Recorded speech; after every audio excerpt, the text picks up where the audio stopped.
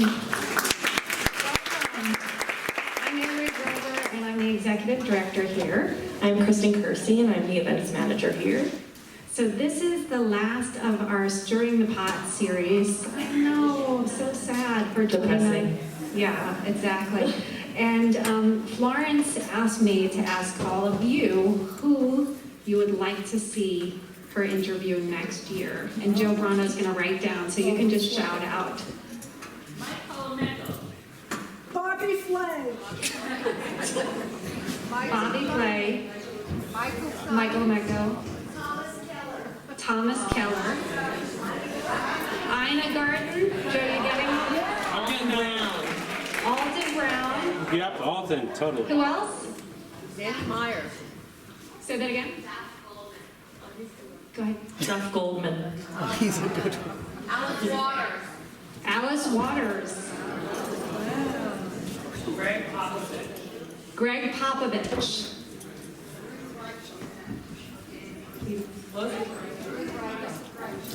Ruth Reichel. Danny Myers. Danny Myers. Harriet. Danny Myers was here. Danny Myers was here. Jeffrey Zakarian was here. We'll see if they'll come back. It's fine. This is a good list. This is a good list. If anyone else comes to mind, Joe Brando on the back behind the camera has got a working wish list for Florence. So very excited to have Katie Lee, a really lovely individual, originally from West Virginia. She's an actress, she's a chef and a writer, a novelist actually. And her husband, Ryan Beagle, is in the audience somewhere. Where are you, Ryan? Give a wave over here in the back. He's an actor and a producer, actually, and they were married last September. And my trivia question is related to their pet. They have a dog named Gus, and I'm going to give away 2 tickets to Tuesday, 8 p.m. It's a conversation between Alan Alda and Laura Brown, who is the editor-in-chief of InStyle. So if you raise your hand, if you could tell me, don't shout it out, what kind of dog, what breed of dog? Yes. Pugs. What? Pugs. No, not a pug. Yes. Chihuahua. A Chihuahua mix, but you got the tickets. And what is your name? Amy. Amy West. So Joe Brando is going to put you on the list for Tuesday night. Okay, so as you know, Katie Lee has 2 shows on the Food Network, The Kitchen and Beach Bites. Florence, who has been on our board for a number of years, is a food and wine writer for the New York Times, but she started coming out to the East End when she was 12 years old, and her career began at the East Hampton Star across the street, writing about food and farm stands because she was so frustrated that there wasn't a lot of information out here, and she had it. So we're thrilled to have Florence on our board and hosting this series. I think she's an excellent interviewer, and the series is just storied. We have had every major chef except the dozen you just mentioned on the stage. One other plug, Monday night, tomorrow night, we have the last installment of our Hamptons Institute, and it's on the future of women in leadership. So we have Cecil Richards, the former president of Planned Parenthood, coming, Kathy Hochul, who's the lieutenant governor of New York, and several New York State Assembly women and a young activist for women in leadership. So Kristen's going to tell you who our wonderful sponsors are. Yes, this program does not happen. You got beautiful breakfast you got to enjoy, as well thanks to our sponsors, who a few of them are in the audience, Gary and Marianne Chufo of Chufo Cabinetry. Yes, they go to set year after year. We're very grateful for this beautiful set. They bring it in every single morning and break it down every single afternoon they come here. Also, Bob Allen with Cinderella, always, year after year. Incredible breakfast. He works tirelessly for that, so thank you. We also have Sub-Zero, Wolf and Cove here. Thank you to them. Yes.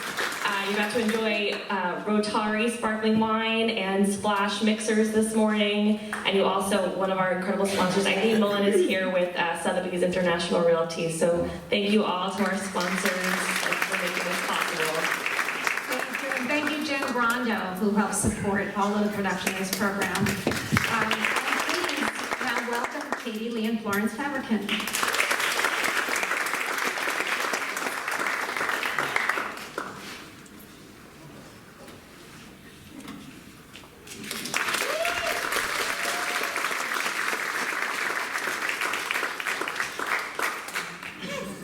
Hello, everybody.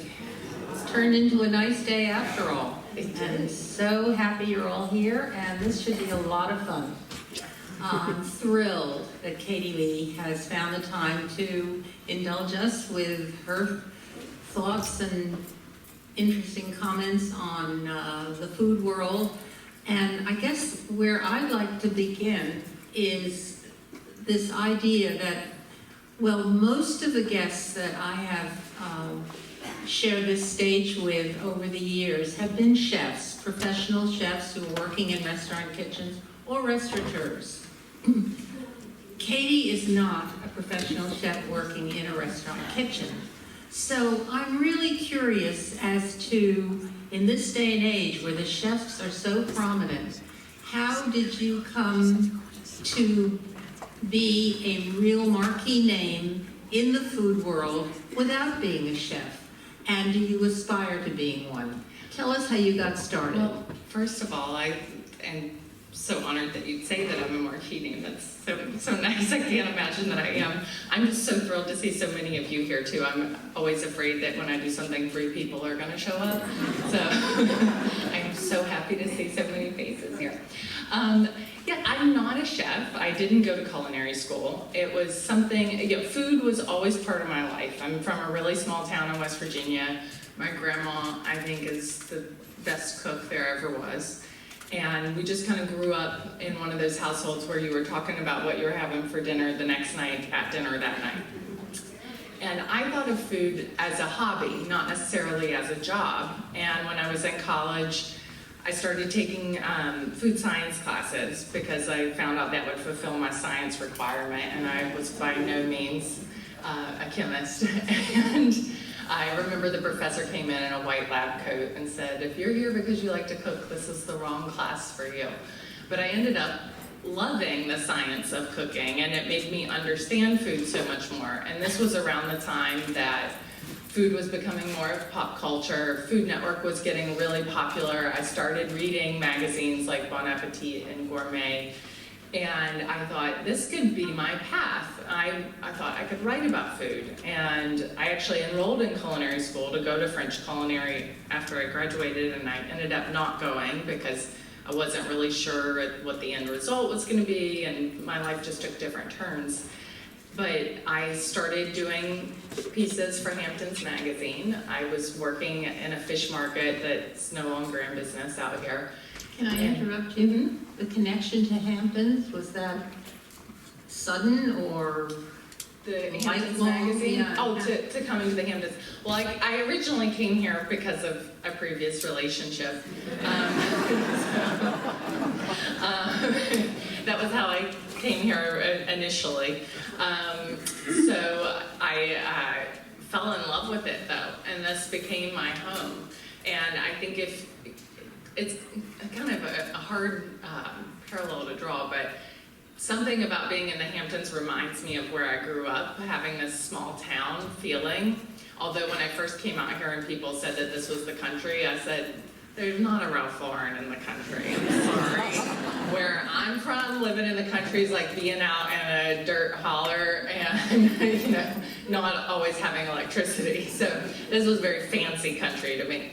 But I feel like with all the farms here and all the food, it's such a special, special place. And I just love it, and I feel so connected to it here. That was 16 years ago. And I want to be coming out here for the rest of my life. That's great. Yeah. So back to your story of writing for Hamptons magazine, and then what? Okay, so I started writing pieces for Hamptons. I started a blog, and this was back when blogs were kind of just starting. I didn't even really know what it was, and one of my girlfriends said, let's do a blog together, and we started taking pictures of what we were eating and holding up white poster boards as reflectors, not really knowing exactly what the white poster board was for, but we said, this is what people do at photo shoots. And from that, I started getting emails through the site of TV appearances and different writing jobs, and I ended up getting an email one day that said, we're casting for a host of a show called Top Chef, would you like to come in for it? And I Googled the production company and said, oh, they're actually real. And I went in for the job, and 2 days later, I was on a plane to San Francisco to film the first season. And it was a very exciting experience. It wasn't the right fit for me. I was so young, and looking back on it, I don't know how they hired me as the host authoritative figure. So it didn't work. It was a huge disappointment for me, feeling like I failed. And it took me a long time to come back from that. But I was not going to give up. I knew that I wanted to be in the food world. I knew that I liked doing television, and that I had to find the right vehicle for myself and where I could be myself. And it took a long time. It took about 7 years from then for me to get the kitchen.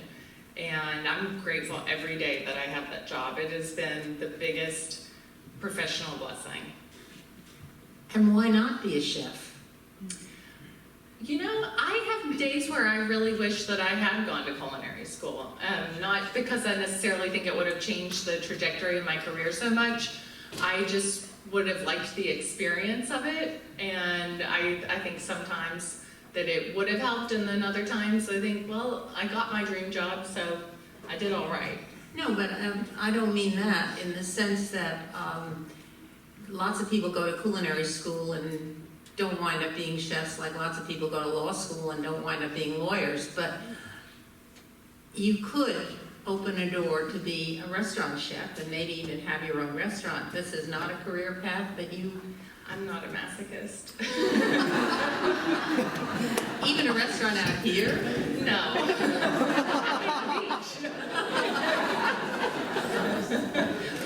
Working in a restaurant is really hard work.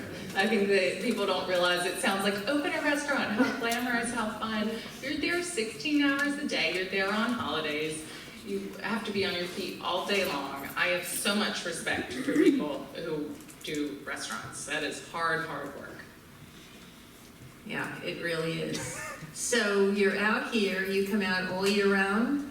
I do. And I used to live here full time. Ah. And now my husband and I, we're here all summer, and we come on weekends in the off season. And I love it here when it's cold outside. I like building a fire and making a pot roast and just kind of hanging out. And what do you like to cook here? Let's look at right now. Well, last night I had a small dinner party. Two of the guests are here in the front row. You know, one of the things about Hampton's cooking, it always grows and expands. So you'll start small, and then it's like, oh, I'm gonna bring this person, I'm gonna bring that person, and that's the beauty of it. And all of a sudden, you have this great group of people together. So I like to think about my menus as things that are easy to expand and things that I don't have to spend a lot of time in the kitchen, because I really like to be part of the party. So last night I got a side of salmon, and I call it the salmon because I make it so often, and it's just brown sugar and chili powder and salt that I mix together and pack onto the salmon.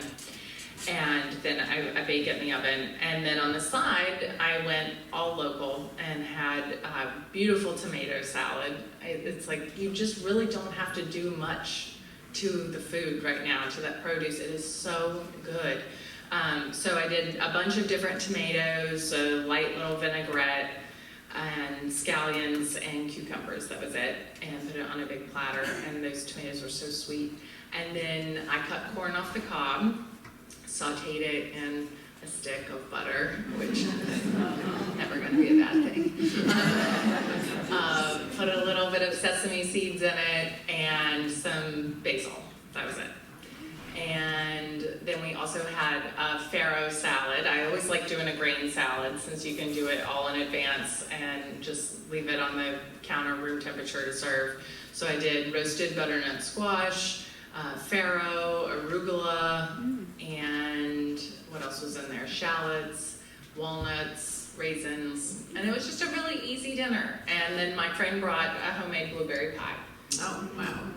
So it was really nice, and just that's the beauty of summer entertaining. You really don't have to do a lot, and it can be casual and just very relaxed. Do you serve local wines? Sometimes. We didn't last night. What did we have last night? Which one? I can't remember. I think we had a California Chardonnay, and then we had, I always love New Zealand Sauvignon Blanc, so we always have that. And we had a California Pinot Noir. My husband lived in California for the last 10 years, so he knows all the good California wines. We love that San Ynez area, California. Do you travel a lot? Do you travel? You don't travel that much for work, do you? Not anymore for work. I did a show called Beach Bites for 3 seasons. That was a travel show. And that's actually how I met my husband. He was a producer on the show, so we did exactly what you're not supposed to do. We met at work. This was a few years ago, so I guess it was kind of okay back then. But it worked out. Thank goodness. But Beach Bites was travel. I got to go to beaches all over the country and eat. When I went in and pitched this show to the network and said, I want to do a beach travel show, I expected to be laughed out of the room, like, oh, I'm so sure we're going to pay you to go to the beach and eat. But they said yes. We filmed the pilot out here in Montauk, and we went to the oyster farm out there and a couple different places, and it was so much fun. But I saw so many places in this country that I never would have thought to go on a trip to. Going to the beach in Mississippi and Alabama. You know, these were places I had never traveled to, and I got to meet a lot of really interesting people and have a lot of really good fried food. But personally, we travel quite a bit. We love to go on vacations. We're going tomorrow to Malta and Sicily and back to the town where we got married. Our anniversary is September 1st, so we're going to be there on the 1st. That's exciting. Yeah. It's in Nerano, a little tiny town, and there's a restaurant there called Lo Scolio that is our favorite restaurant, so that's where we got married. It was about 40 of us, and it was complete magic. And in terms of your regular TV gig, how much of the organizing of that is your responsibility versus the powers that be? Well, we have a great team at the kitchen. There's about 70 people that work on the show. And I think so many times you turn on the TV and it just seems like it's the 4 of us and don't really think about everything that's behind the scenes. So there's a great culinary team of producers, and what we do is every month we sit down and talk about the next month's show. So my producers will say, we really would like you to do some sort of pot pie that is cozy feeling. What do you want to do? So I've got a recipe test tonight before we leave because I need to get my work done. Lobster pot pie. That was what I chose, I guess because I'm out here and that's what I'm thinking about. And I'm also retesting another recipe. They wanted me to do some sort of like a sticky chicken, like an Asian sticky chicken. So I made it the other night and it didn't turn out quite sticky enough. So I'm doing that again tonight for dinner. So most of the recipes are your own. Oh yeah, we do our own recipes. They just guide us and say, the theme of this show is tomatoes. What's your favorite tomato dish? And I'll give them an idea. And then they'll go back to the network and say, Katie wants to make XYZ. And then they'll call me and say, all right, well, there's approval for that, so develop the recipe. I develop the recipe, I take pictures of it and write it out and send it to them so that they know when they're chopping my celery, how big I want it to be for the demo. But suppose you really love that fried fish in Mississippi, would you ever do recipes that come from other personalities, chefs, restaurants, and that kind of thing? Or don't they want that? Well, we have guests that come on and cook their recipes. I did have a couple of times people that I met on the road that I pitched to come in and cook, and they brought their dishes and cooked it on the show. Or I have done things that are inspired by. One thing that comes to mind, when I filmed in Georgia, I had these great crab hush puppies. So on the show, I recreated the crab hush puppies just from what I could remember and how I would think to make it. I'm not sure if it was what that chef did, but it was how I envisioned it for at home. And most of my recipes I would say all of my recipes really are for the home cook, for someone like me who's not a trained chef, what they can make at home. What kind of stove do you have? I have a wolf.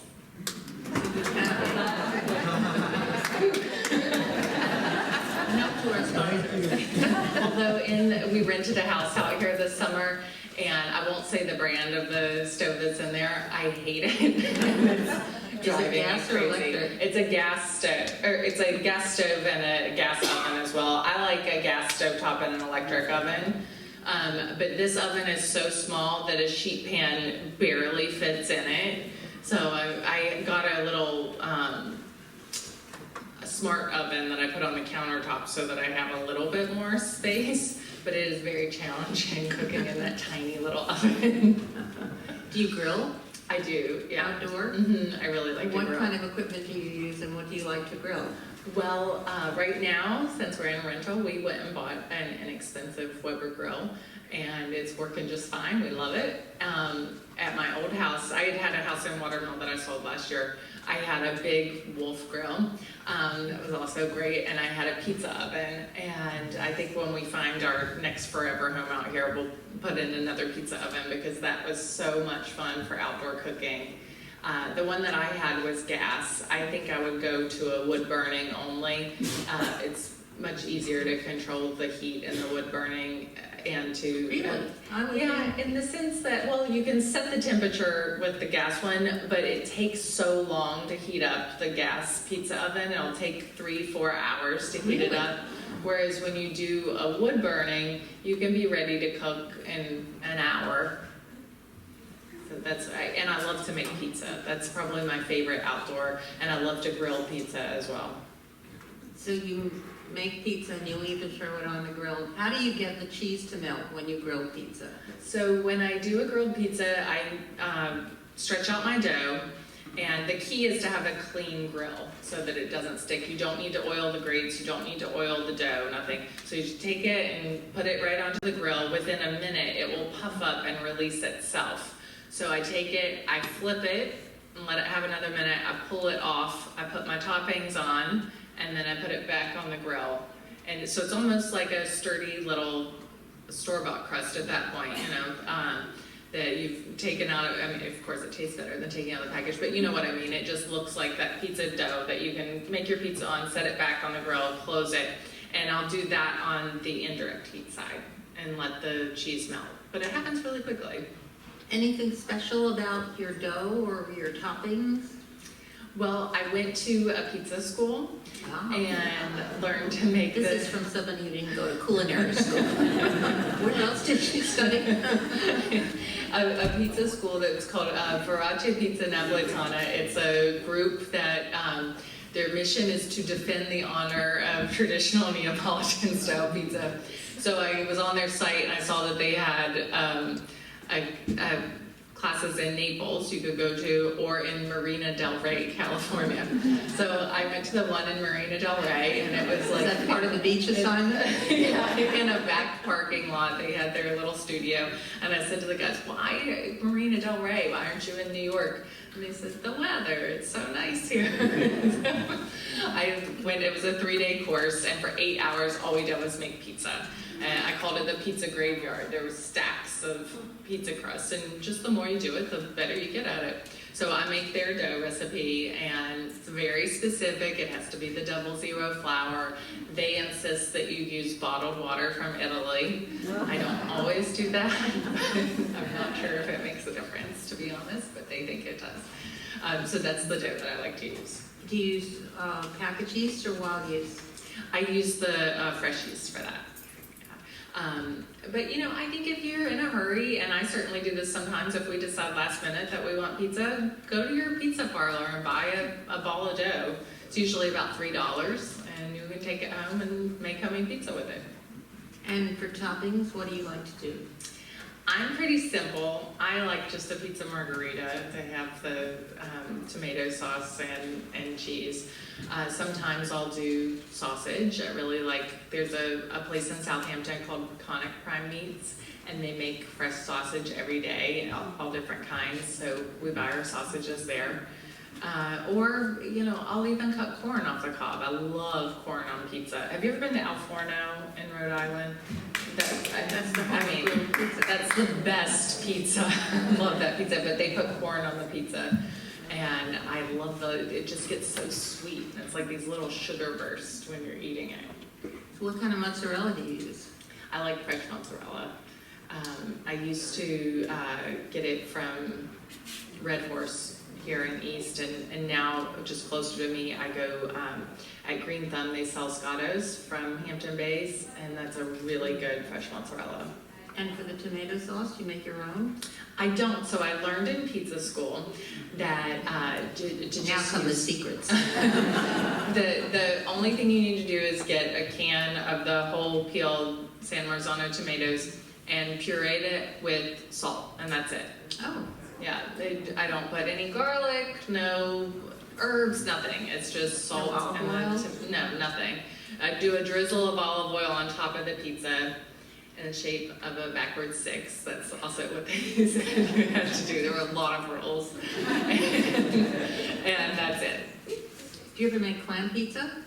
You know, I don't think I've ever made a clam pizza, but I sure do like eating it. Yeah, I love clams. I love clam pizza. I mean, my son went to Yale, and New Haven is the home of clam pizza, and we would always go to Pepe's or Sally's and have clam pizza. And does anybody here know what clam pizza is? Yeah. I've been to Pepe's. We went on a road trip to Rhode Island. We stopped there on our way home, and it was really, really good. Yeah. Worth the and trip. here you got the clams. You sure do. Yeah. We made spaghetti with clams the other night, and they're just so fresh. You can't beat it. Again, you don't have to do much to it to make it taste really good. How do you do it? So I did the clams with white wine and garlic and parsley and crushed red pepper. And then to give the pasta a little bit of texture, I toasted up some panko breadcrumbs in butter and added garlic and parsley to that as well, and then just sprinkled that on the top, and it just gave it this nice little crunch to it. Yeah, I love breadcrumbs on pasta. Me too. I'm really into the breadcrumbs this summer. That's been my thing. I keep making them and putting them on different things. What fish do you like out here besides the salmon that you served last night? Well, and obviously the salmon's not local, but I love our striped bass. My favorite is the black sea bass. I'm really into that. And then twice this summer, friends have dropped off their fresh catch. So my friend Ricky, who's sitting here in the front, he's a great fisherman. He brought over some whole porgies one evening, and we just stuffed them with lemon and fennel and herbs and put them right on the grill. They were perfect. And then another friend of ours went fishing and dropped off big fillets of striped bass and also of black sea bass. And I love fluke. Fluke is one of my other favorites. Yeah. Do you do it raw? Do you do any raw fish? I don't personally make it myself, but I love eating it when other people do. You made lunch for me, and you did that ceviche that was so good. I mean, was it cantaloupe that you put in it? I can't even remember. I remember, and it was really good. I think it was fluke ceviche. Yeah, it was. Yeah. It was good. Yeah. Well, I usually, fluke is my go-to when it comes to fluke or scallops. When we get the little base scallops out here, those are so sweet. Oh, they're wonderful. Yeah. Not till November though. Yeah. But there's lots else. The oysters are great. Do you know how to open clams and oysters? Do you do that yourself? I know how, but I don't like to. I get a little bit nervous, so I'd rather leave that to a professional. Yeah. That's why I would rather steam my clams so they open themselves. And when you're cooking on camera, how many takes, how many outtakes are there? Are there shots where you sort of kind of blundered some kind of process and you have to do it again? Take us through the step-by-step of getting to what we see on the screen. Well, the kitchen is shot pretty much live to tape. So we very rarely do a retake on that show. The only time we might is if you say the wrong temperature at the end, the producer will say, you said 375, it was supposed to be 350. So we might just do an audio pickup of that.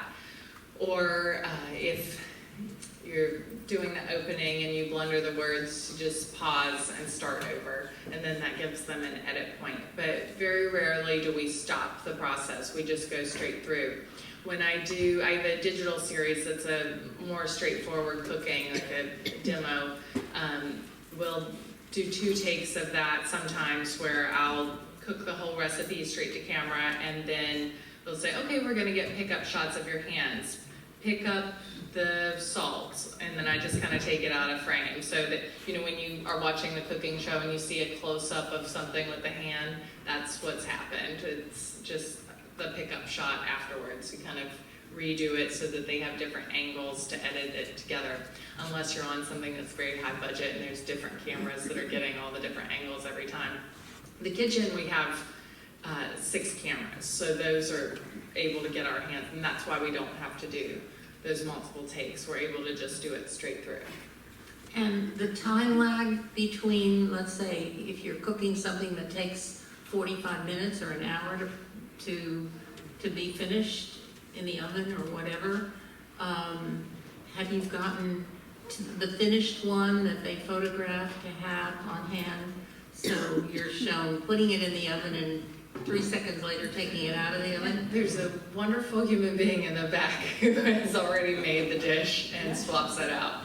So that way you don't have to break down and wait. We have 2 culinary teams on the kitchen. There's a big kitchen in the back where they're making everything so that we can swap it right out. So there's always one in the top oven and one in the bottom oven. So when I go over and put the pot roast in, there's one in the top for me to pull out and say, and here it is, finished. If only real life was like that. And if only real life there was also someone cleaning up and doing the grocery shopping. Aren't you married to that? My husband is so wonderful at doing the dishes. He is, I think maybe the reason I like to cook is so that I don't have to do the dishes. But Ryan is very neat, and he is very sweet that in exchange for the food, he washes the dishes. I hope you don't mind me saying that, wherever you are. It's still Oh, there he is. Yeah, we're still new. It's only been a little less than a year. Ask me in 5 years if he's still washing the dishes. So the team that prepares the final version of the pot roast or the pie to swap out, have you ever had a situation where you took one look and you say, oh my God, it's not like that at all? Or Yes. how did you come to do that? Or It very rarely happens because I take pictures all through my process and then of the final swap.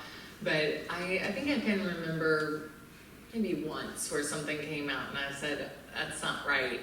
And we'll go back and look at the picture and say, yeah, we've got to change this. And it's just one of those things where then you have to wait and do it, because I always want my recipes to work for people, and I want them to know what to expect as their outcome, and I just want it to be right. If somebody took the time to go grocery shopping, to spend their money, to make the recipe, it better be exactly right for them. and do you pick the type of pot and utensil and the dish that it's going to be decanted into and all of that? Sometimes we're kind of, we've all been doing this together for so long that they know what I want and know what I like at this point. But sometimes I'll look at something and say, oh, I don't really like that plate. You know, can we switch that out? Or I would put that in a bowl actually, and someone magically appears with the right bowl. Again, if life was really like that, if I had a prop closet, that would be really nice. In the very beginning of the Food Network, I was interviewed by Donna Hanover, I think on a weekly basis, I don't know, for like 6 months or a year or something. And one of the things that I had to do was carve a Thanksgiving turkey on camera. Mm-hmm. So the staff brought in this Thanksgiving turkey that they had gotten from some deli in Midtown, and it was covered with orange slices and maraschino cherries like it was a ham. And I took one look at this thing and I said, no way. And we took off the orange slices and the cherries, but they had already stained the skin. And so I said, go find some Worcestershire sauce or something. And we wound up painting this whole bird before I was willing to let it be shown. I don't blame you. You don't want anyone thinking you're doing that. Absolutely not. Yeah. And I think that that's like a learning curve when it comes to being on television, is to be able to speak up and say, I won't do that, that's not me. And to gain that confidence that it's okay to say that. That instead of someone, you know, sometimes you'll have a producer early on in your career saying, oh, we want you to do this, we want you to do that. And you have to be able to say, that's not me, I'm not going to do that. And what about books? So I wrote 3 cookbooks. I'm writing a 4th right now. I also wrote a novel that actually just got signed for film. So Tell us about the novel. So Is it a food novel? It's not. I had always dreamed of writing a novel, and I thought it needed to have something to do with food. So I was constantly trying to write about a girl in a bakery or a woman opening a restaurant, and everything was crap. And so I never would stick with the story. And then in 2009, I was getting divorced, and I was feeling real sorry for myself and sitting on the beach watching people surf. And I drove to town, signed up for a surf lesson, bought a wetsuit, and started surfing. And I was instantly obsessed with it. And for about 3 weeks, I was taking a lesson every day. And I got out of the water one day, and I went in the house and just started writing up. I thought, this is the story. No, it doesn't have anything to do with food, but I came up with the story in my head of, I mean, it was not a stretch to think of. It was about a young woman getting divorced and surfing, helping her. I really, used my imagination. But I wrote it, I sold the book, and I wrote it. And I didn't think I was going to be able to finish it, but then I realized I was going to have to give my check back. So then nothing motivates you to start writing like that. I got it done. It came out in 2011, and it just now got picked up for film. So for TV. Well, that's great. Yeah, so it's exciting. Yeah. So in It's writing called a Groundswell. novel, this is a little bit of a diversion on Groundswell. cooking, but in writing a novel, do you figure out the entire plot from beginning to end, or do you just start it and let the characters sort of grow organically as you write? I started out with that. I thought I could kind of hop around and just let things kind of come and write that way. And I realized that wasn't working. And I started working with an editor who told me, you have to write a very detailed outline that's going to help you guide you in the story. So I went through and did it chapter by chapter and outlined every chapter. And that helped me immensely. Once I had that, it was a guide then for writing the rest of the novel. It was almost like I knew where the story was going. I wrote pages about each one of my characters and who they were and what their background was, even though I wasn't using that for anything in the book, just so that I really knew them. And then it was like filling in the blanks after I wrote that outline, and I was able to really get it done that way. And then back to the cookbooks. What were each of the cookbooks about? So my first 2 cookbooks kind of went hand in hand with each other. The first one was the comfort table. That one was all the recipes I grew up on, basically. Meatloaf, chicken and dumplings, mashed potatoes. And then the second one was the comfort table recipes for everyday occasions. And that was more of an entertaining book. And every chapter was a different everyday occasion. And then my third cookbook was Endless Summer Cookbook. And it's now come out in paperback, and that's what's here today. So if you already have Endless Summer Cookbook, this is paperback version. You don't need to buy it twice. What are you talking about? Give a gift. Okay, you can give it as a gift. But Endless Summer Cookbook is my favorite because it's all inspired by being out here. This is a love letter to the Hamptons, basically, and all the food that we have here. And that book came about very differently. I worked with a publisher, Abrams, who I loved, and we actually decided we wanted to be able to photograph the book in September when all of the good produce was out, but I hadn't written the book yet. So the photographer came out and spent 2 days with me, going to the farm stand, bringing home vegetables, cooking, and then I did it backwards. I read the recipes according to what we had cooked. That wasn't for the entire book, but we wanted to capture that beauty of being out here. So a handful of the recipes were done that way, and then I went back and wrote the rest of the book, and the rest we shot in a studio. What's your favorite recipe in that book?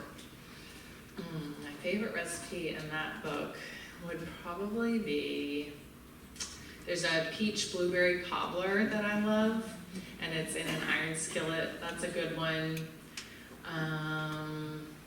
The tacos, I love tacos, so there's a whole taco chapter, and the pizzas in there. Oh, I love my pizza. Pizzas, yeah. Well, you certainly have a lot that can inspire you when you're out here. Do you go to the farm stand looking for stuff, or do you go to the farm stand with a shopping list? A little bit of both.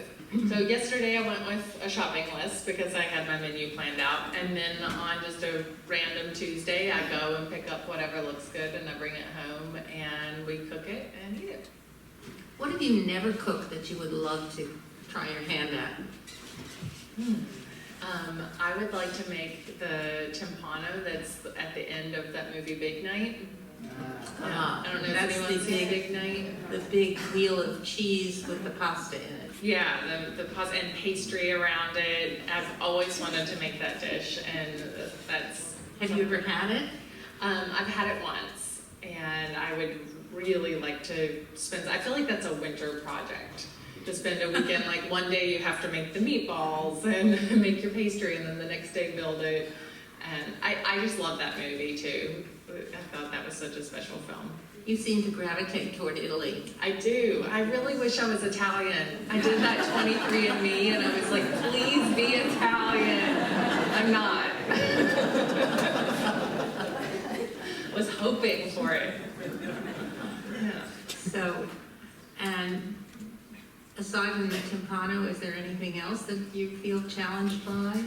I've always wanted to make a dish that my grandma would make called baked steak and gravy, and it's a cube steak that she would just coat in flour, and then she put it in a casserole dish and made some sort of gravy over it. I have tried to make it multiple times. At one point she walked me through it. Mine always tastes like shoe leather and grease.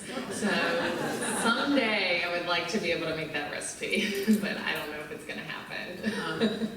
What about other ethnic cuisines beside Italian? Do you cook Chinese or Japanese or French or? Occasionally I'll try my hand at different Asian foods. It's something that I'd like to learn more about and learn more about how to build those flavors. I love Thai food and Vietnamese food. Those are some of my favorite flavor profiles. It's just, I usually go out for it. And what else would I like? I do like French food. I do like to occasionally make something French. But for the most part, I guess it does sound like I'm making a lot of Italian food. But you also told me that you like Moroccan food. Oh, I do like Moroccan food. I went on a trip to Morocco. I love that, and I love Indian food. Indian food's one of my favorites. My husband loves eating maybe even more than I do. And he's always coming up with these little food adventures for us wherever we are, whether it's in Los Angeles or in New York. And he'll get online, he'll research where to go for the best this or that, and we'll go eat. And he's really expanded my palate and showed me a lot of really great places. And do you ever go to the chef and say, how can I make this? Because I'm sure they give you the recipe in a heartbeat. Occasionally, but I feel like it's hard to recreate what someone has done where they've spent years making it and years knowing those flavor profiles. When it's just not quite the same. It's like they've got their grandma's recipes and I've got mine, and it's hard to recreate that.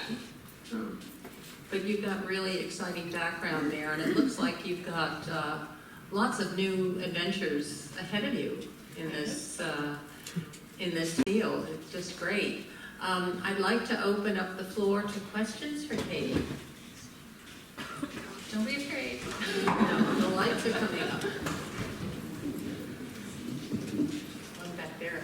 Andrea's got a question. Well, we've got mics coming through. I have one.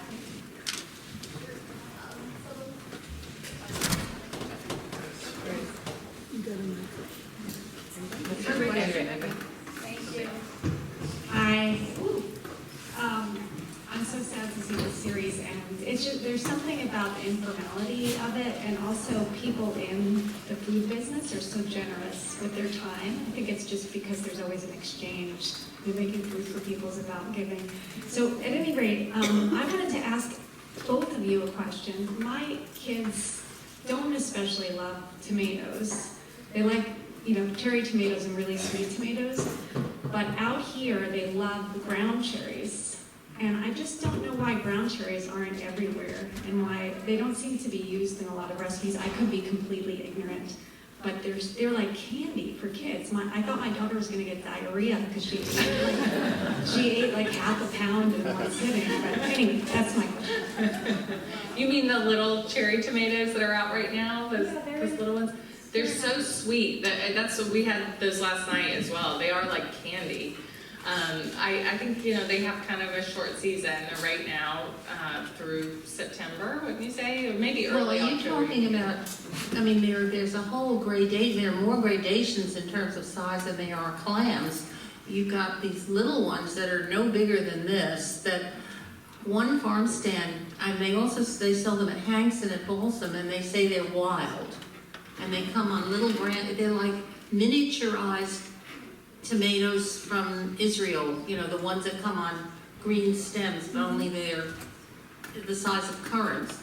And then you've got the grape tomatoes, and then the larger, and then the real cherry tomatoes. I like the little sunburst yellow ones. Yeah, but some of those, I guess they grow them all out here. Because right now, I think you have to assume that the tomatoes come from here. Some people always assume that the strawberries in June came from here, but was proven wrong at a farm stand a couple of months ago. I've seen at a farm stand before them opening the plastic containers and putting it into the pint containers. I stopped going to that one. I'll remain nameless. You still need to know what is in season and what's fresh because it's not always necessarily from here. Yeah, well, but from here covers a lot of territory because it includes the North Fork and Riverhead area, so. Yeah, and sometimes the Riverhead, it comes in first, like the Riverhead corn comes first. But I still consider that local. Oh, I do too, yeah. From right here. Yeah. I didn't like tomatoes when I was a kid either, so maybe they'll grow out of it. Who else has a question? Hello. You singled out Steve's sausage from Peconic Meats. Would you be kind enough to tell us a little bit about your favorite farms or farm stands? My favorite farm stand is the Green Thumb. I go there all the time.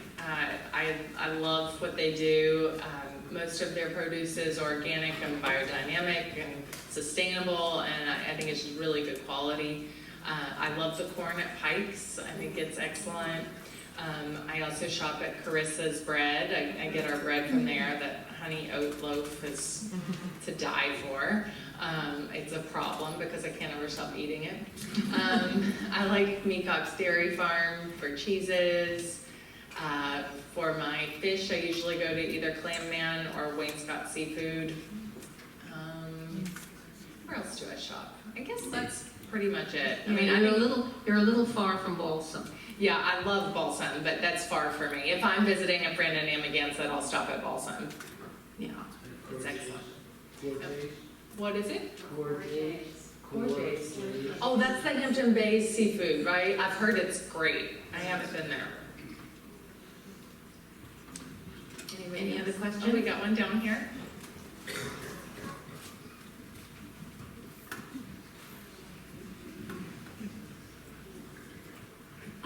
Is there any place in the United States or any countries that you want to visit for inspiration? My number one place that I want to go in the U.S., not necessarily for food inspiration, I just really want to go to Montana. That's like top of my list as a travel destination, and just the West in general. I've never been through the Rockies or any of that, and I'd love to go to some of our national parks. As far as food inspiration travels, I think that the Central Coast of California is such a great place in the country to go. Like Carmel, that whole area, I've loved my travel. I've been there twice and I've loved that. Somewhere new that I'd like to go though, I'd like to spend more time in Greece. I've been, but I was in college and it was just kind of passing through, and we were more interested in drinking ouzo at that point than learning anything about the food.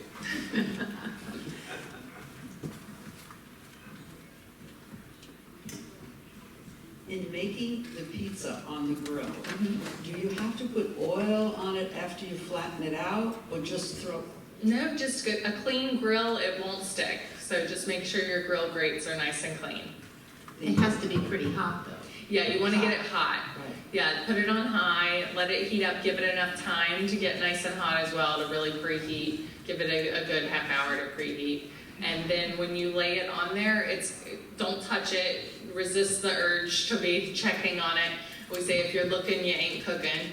So just let it have its minute and you'll see it just release itself. Did you say to flip it?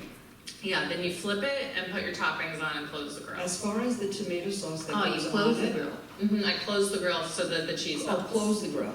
After you've cooked this is when the toppings go on, close the grill. Okay. Now, in terms of this tomato sauce that goes on, Mhm. can I use crushed tomatoes as well as just? Yeah, you can do that. Doesn't matter. All the Doesn't whole matter. tomatoes. You'll be all right. I thought it was funny that you said, not funny, but it was interesting that you said you don't put any seasonings in. Just salt. That's all Just you salt. need in the tomato, yeah. Amazing. You mentioned a sausage place, and I tried to write it down. Did you? Peconic prime meats. Peconic Palm. Thank you. It's right next to Clampman. I really have enjoyed you. Thank you for Thank being you. here. That's so nice. Thank you. Hello? Okay. Back to the fresh catch when you were talking about that. My husband caught some bluefin tuna yesterday, and I'm going to a party tonight. I'm bringing something. Have you ever made anything with bluefin tuna? I mean, I think if it's nice and fresh, all you really need to do is season it up and grill it slightly. It doesn't need a lot done to it. Maybe you could do some sort of quick soy, ginger, garlic marinade on there. That could be good, but I don't think you need to let it marinate very long either. Just high heat and fast. And do you garden yourself? Do you grow your No, own I am vegetables? a terrible gardener. I kill everything. No one ever send me an orchid. I call it a death plant because in a week it will be dead. Of the three other people that you work with on the kitchen, who may inspire you most, or who do you find it most easy to work with? Oh, everybody has their own style in the kitchen, and I learn things from my co-hosts all the time. I would have to say Jeffrey Zakarian has really taught me quite a bit. I mean, Jeffrey's an incredible chef, and he has so many little just nuanced things that he'll do that I pick up on. I'll always remember him making a BLT, something so simple, and when he sliced the tomatoes, the juice that pulled up on the cutting board, he took it and painted it on the bacon. He was baking the bacon, and he painted it on there before it went in the oven.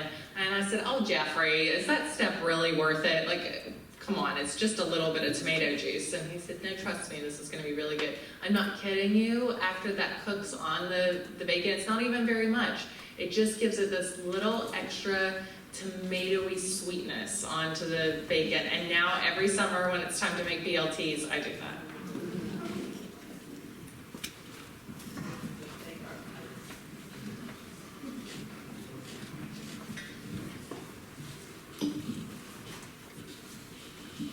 Hi. Hi. Where do you do your shopping when you're in the city, your grocery shopping?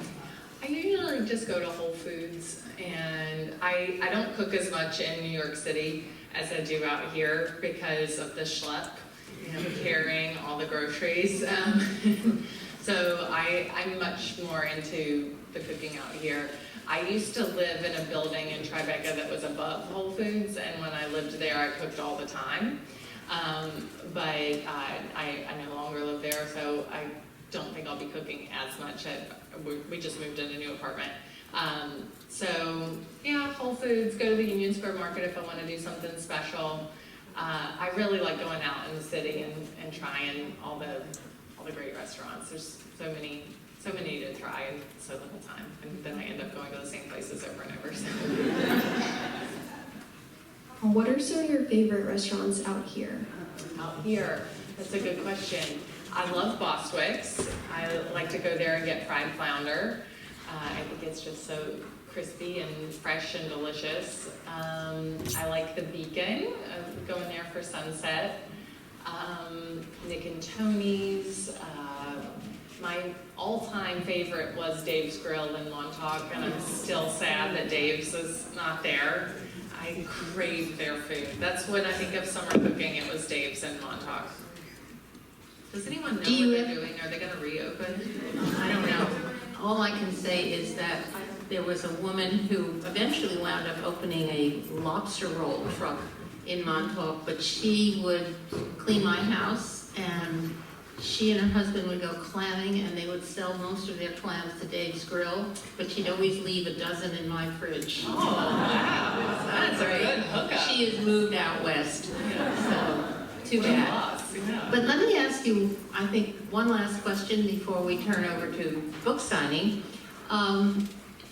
Do you ever do the Michelin 3-star thing, go out of your way just for a meal at a particular restaurant, someplace, somewhere? Or plan a trip around it, or that kind of thing? Very rarely. I usually like more casual places, but we did go the other night to La Bernardin, and that was such an experience, and it was special. We loved it. We planned a little bit last minute, so we got on that app Resi, and we were able to get a 5:30 reservation, which to me, if you're going to do one of those Michelin restaurants, that's the thing to do, is to go early, because then you have plenty of time to digest afterwards. I always leave feeling so full. But we had such a great night there, and it kind of inspired me to think I've got to make more of an effort to go to these types of restaurants. It is inspiring. It is. It's such detail, and it's true artistry. Yeah. Well, Katie, this has been just a treat. Thank you, Florence. Can't wait to try your pizza method. Next on the list.